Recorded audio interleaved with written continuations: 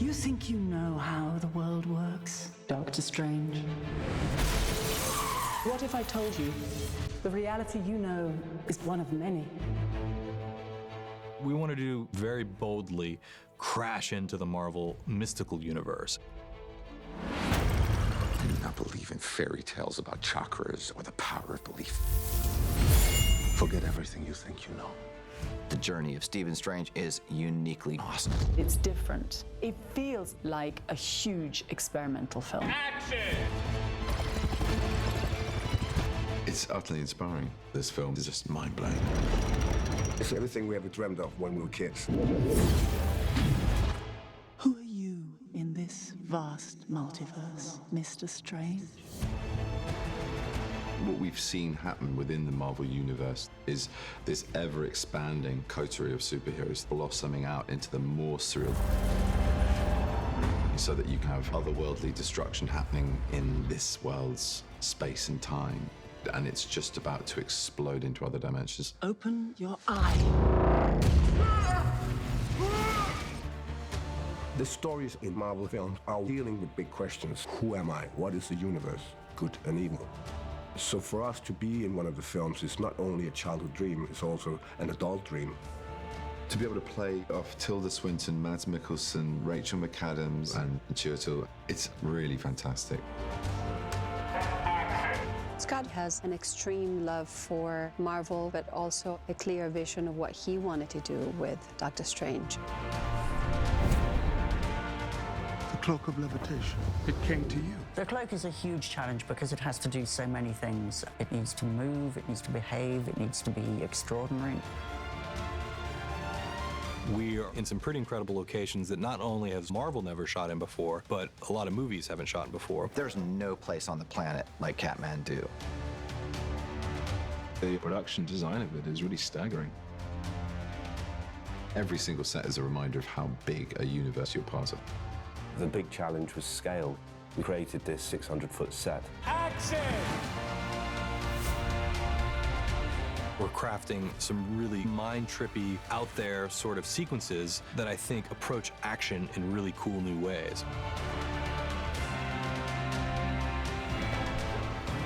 What you're seeing is kind of a blend of 3 or 4 martial arts. Benedict threw himself into this role, and he went through months of physical training to learn how to fight and how to move. When this opportunity came up, I thought, I want to do this movie.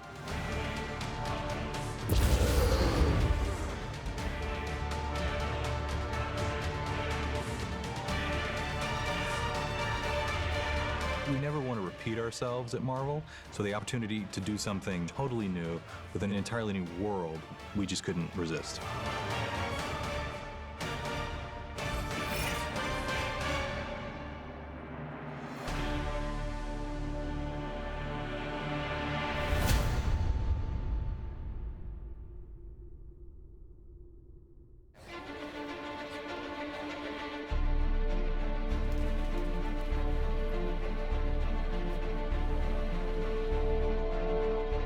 Doctor Strange has always been my favorite comic book character in all of comics. I connect to that character because of the seriousness that the comic gave to the idea of mysticism and to the idea that the universe is a profoundly mysterious place. Action!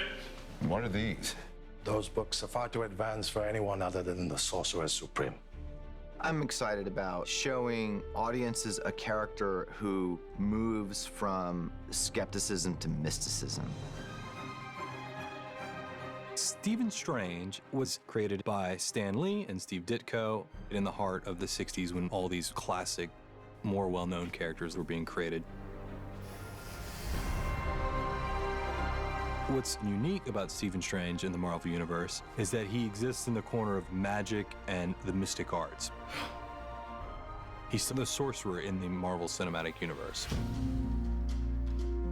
This superhero came out of a context in the 60s of a bleed between Western science and logic and Eastern mysticism. My fear initially was, how would this concept work in the 21st century? It made sense to make sure to steer it towards how he's introduced to what he becomes.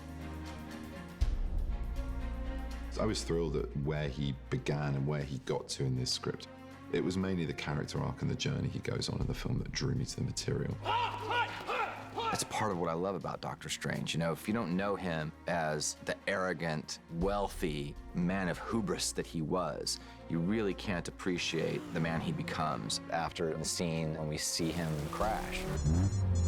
Billy, can you send me the... Got it.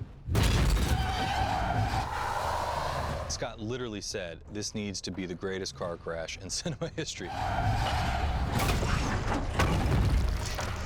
It took 8 different Lamborghinis. It involved shooting on 2 continents, all to achieve this very spectacular crash that, at the moment when it happens, has to feel like this visceral jolt of energy.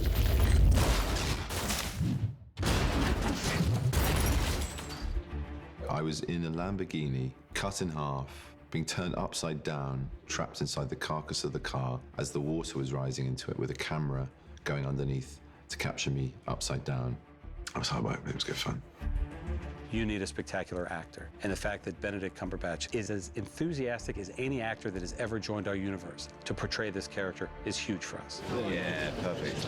It immediately made sense to me, this material. There are moments in Kamar-Taj when he's getting introduced to weapons. This is the staff of the Living Tribunal. And he's very cynical about the whole thing, as a modern audience might be. There are many relics. The wand of Atum, the vaulting boots of Valtor.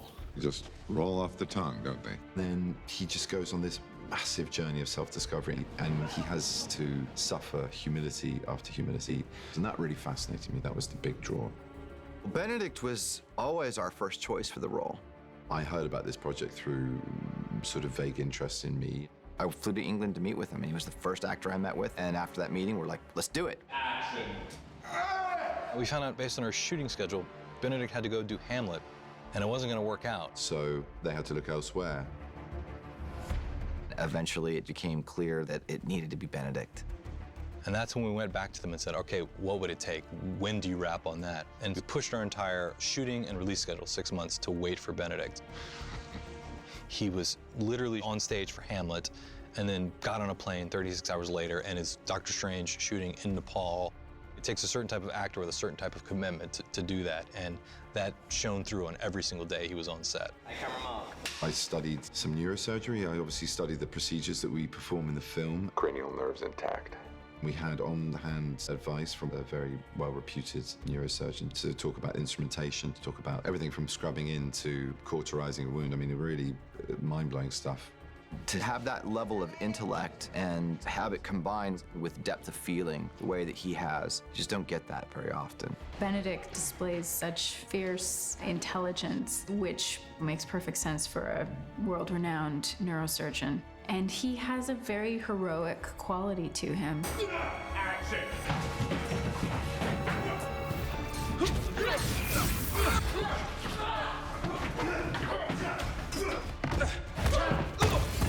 It's brilliant. The stunts, the training, the work in front of green screen.